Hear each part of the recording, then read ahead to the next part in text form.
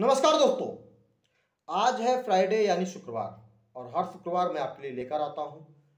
भूमि संबंधी यानी कि लैंड संबंधित विषय पर वीडियो। तो फ्रेंड्स, आज की वीडियो में आपको जानकारी देने वाला हूं म्यूटेशन, जिसे आप सामान्य भाषा में दाखिल खारिज अंतरण के नाम से जानते हैं। खास तौर पर अंतरण उस जमीन का जिस जमीन को कोई व्यक्ति किसी से खरीदता है, क्योंकि सबसे ज़्यादा विवाद गाँव में खेती किसानी की जमीन को लेकर ही होता है और उस जमीन में सबसे ज़्यादा विवाद होता है जब कोई व्यक्ति किसी से जमीन खरीदता है तब। तो आपको जमीन खरीदते समय क्या क्या सावधानी बरतनी चाहिए? जब जमीन आप खरीद लेते हैं तो उसका अंतरण यानी म्यूटेशन की प्रोसीडिंग कितने दिनों के अंदर हो जाती है? म्यूटेशन की प्रोसीडिंग अगर समय से मान लीजिए ना हो तो उसके लिए आपको क्या करना चाहिए ताकि आपका म्यूटेशन का जो प्रोसीडिंग है वो समय से पूरी की जा सके। इसके अलावा म्यूटेशन की लिमिटेशन कितनी है, किसी जमीन को आप कितने समय के अंदर दाखिल खारिज करवा सकते हैं। तो फ्रेंड्स, पूरी जानकारी के लिए वीडियो में अंत तक बने रहें। चैनल पर अगर पहली बार विजिट कर रहे हैं तो चैनल को सब्सक्राइब करें ताकि भविष्य में भी आपको ऐसे जेन्युइन लीगल कंटेंट देखने को मिलते रहे। अक्सर सबसे ज़्यादा विवाद होता है जब कोई व्यक्ति किसी से ज़मीन खरीदता है और ज़मीन खरीदने के बाद उसे पता चलता है कि इस ज़मीन को किसी और को बेच दी गई है, इस पर लोन निकाल के रख लिया गया है, या इसके अतिरिक्त पता चलता है कि जो विक्रेता है या उसकी तरफ से या कोई अन्य व्यक्ति दाखिल खारिज में ऑब्जेक्शन लगा देता है, आपत्ति लगा देता है। तो फ्रेंड्स, इन सभी समस्याओं का मैं आपको आज कैसे होगा आसानी से निदान पूरी जानकारी देने वाला हूँ। सबसे पहली बात, जब भी कोई व्यक्ति अगर ज़मीन खरीदने जाता है तो उसे दो तीन बातों पर विशेष रूप से ध्यान देना चाहिए। पहली बात, खेतौनी यानी जो आपके लैंड का रिकॉर्ड है, अब तो ऑनलाइन उपलब्ध है। आप सबसे पहली बात है कि अपडेटेड रिकॉर्ड निकालिए, जो भी लेटेस्ट रिकॉर्ड है, मतलब कोशिश कीजिए कि जिस दिन आपको ज़मीन खरीदना है उस दिन का रिकॉर्ड आप निकाल लीजिए। वैसे कुछ प्रोसीडिंग्स कभी कभी उस पर डिले उसकी एंट्री होती है, लेकिन फिर भी आप कोशिश कीजिए कि उसी दिन का रिकॉर्ड आप निकाल लीजिए। आपको ऑनलाइन एक बहुत कम फीस में रिकॉर्ड मिल जाता है। उस पर आप देख लीजिए कि ऐसा तो नहीं जिस व्यक्ति से आप ज़मीन खरीद रहे हैं उसने किसी व्यक्ति को पहले ही ज़मीन बेच कर रखी हो जिसका नाम उस पर खतौनी पर चढ़ा हुआ है। तो ऐसी सिचुएशन में ये ध्यान रखिए कि ऐसा तो नहीं उसने अपने हिस्से की पूरी ज़मीन पहले किसी को बेच रखी है, या किसी को ज़मीन बेच रखी है लेकिन उसके बाद अब आपको जो ज़मीन बेची जा रही है उतना रकबा उतना एरिया उसके पास शेष बचा हुआ है। इसके अलावा आप IGRS यूपी से भी इंक्वायरी कर सकते हैं कि ऐसा तो नहीं कि जो हिस्सा आपको बेचा जा रहा है उस जमीन का पहले ही किसी व्यक्ति को उसने सौदा कर लिया हो, किसी व्यक्ति को बेच दिया हो।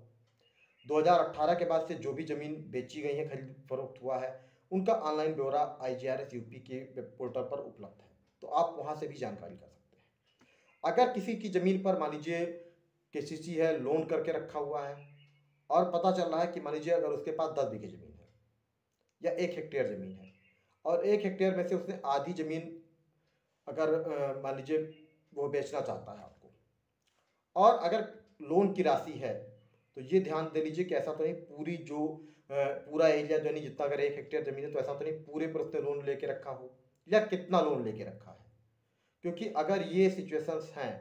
तो आपके लिए आगे चलकर फिर मुश्किल खड़ी होगी म्यूटेशन की प्रोसीडिंग में, क्योंकि दाखिल खारिज में जब भी आपका आवेदन पहुंचेगा तो ये सारी चीज़ें देखी जाती हैं, सारी बातें देखी जाती हैं। तो इन बातों को सबसे पहले आप देख लीजिए, एक बार जांच करवा लीजिए, इसके बाद ही आप किसी से ज़मीन खरीदिए। और जब आप ज़मीन खरीद लेते हैं तो फिर रजिस्ट्री ऑफिस से तहसीलदार ऑफिस को, तहसीलदार की कोर्ट को एक सूचना भेजी जाती है कि इस व्यक्ति ने यह ज़मीन बेची है और यह क्रेता है। तो ऐसी सिचुएशन में जब मान लीजिए ऐसा पत्र भेज दिया जाता है तो उसके बाद स्टार्ट होती है प्रोसीडिंग म्यूटेशन की, रेवेन्यू कोड के सेक्शन 34 के अंतर्गत। और अंतरण की प्रक्रिया जब शुरू होती है तो जिसमें संक्षिप्त कुछ कार्रवाइयाँ होती हैं, उनको पूरा करने के बाद तहसीलदार के पास जब एक मुकदमा नंबर पड़ जाता है, उसकी कोर्ट पे मुकदमा नंबर हो जाता है, तो उसके बाद नोटिस इशू की जाती है जो विक्रेता है उस व्यक्ति को, और उसकी आपत्ति करने का समय होता है कि 30 दिवस के अंदर वह आपत्ति दर्ज कराए। और जब अगर मान लीजिए 30 दिवस की अवधि बीत जाती है,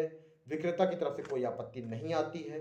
या अन्य कोई व्यक्ति भी अगर मान लीजिए उससे हितबद्ध है, उसकी तरफ से कोई आपत्ति नहीं आती है, तो उसके बाद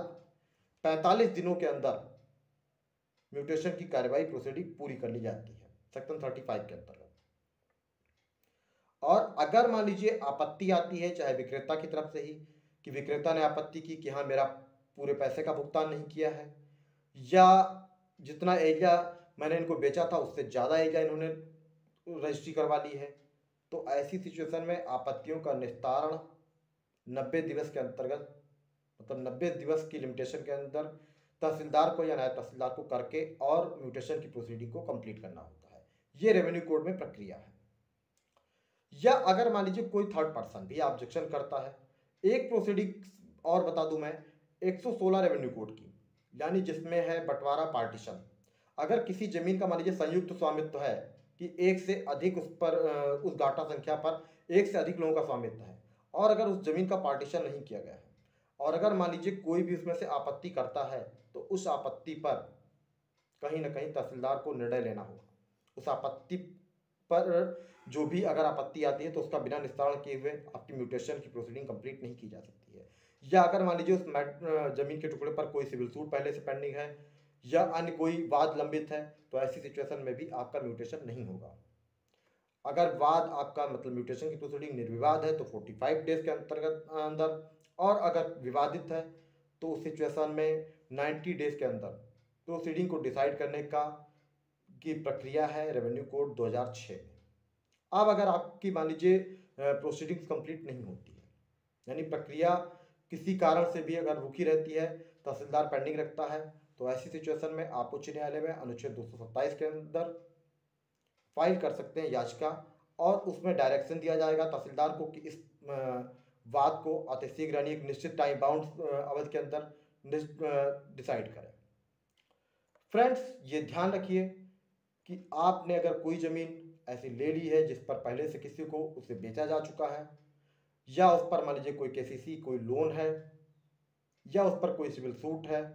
या अन्य कोई वाद लंबित है, जैसे पार्टीशन का सूट ही रेवेन्यू कोड के अंदर लंबित है, तो ऐसी सिचुएशन में आपका दाखिल खारिज नहीं होगा। आप ये ध्यान रखिएगा कि अगर कोई सिविल सूट लंबित है, कोई सिविल सूट की प्रोसीडिंग पेंडिंग है, पार्टीशन का सूट पेंडिंग है, या मान लीजिए अगर किसी व्यक्ति ने किसी को ज़मीन पहले से बेच के रखी है और वह व्यक्ति आपत्ति करता है, तो इस सिचुएशन में आपका दाखिल खारिज नहीं होगा। अब आते हैं ये कि दाखिल खारिज की लिमिटेशन क्या है। तो फ्रेंड्स, दाखिल खारिज की जो लिमिटेशन है वो है 12 साल। 12 साल के अंदर आपको म्यूटेशन की प्रोसीडिंग कंप्लीट करनी होती है। अगर आप म्यूटेशन की प्रोसीडिंग 12 साल के अंदर नहीं कंप्लीट करवा पाते हैं, तो ऐसी सिचुएशन में जो आपने ज़मीन खरीदी है वह उसी विक्रेता के पास निहित हो सकती है, मतलब दोबारा उसके पास जा सकती है। तो अगर आप ज़मीन खरीदते हैं तो कोशिश ये कीजिए कि उसकी म्यूटेशन की प्रोसीडिंग सडनली कंप्लीट करवाएं, अदरवाइज आगे भविष्य में आपको परेशानी हो सकती है।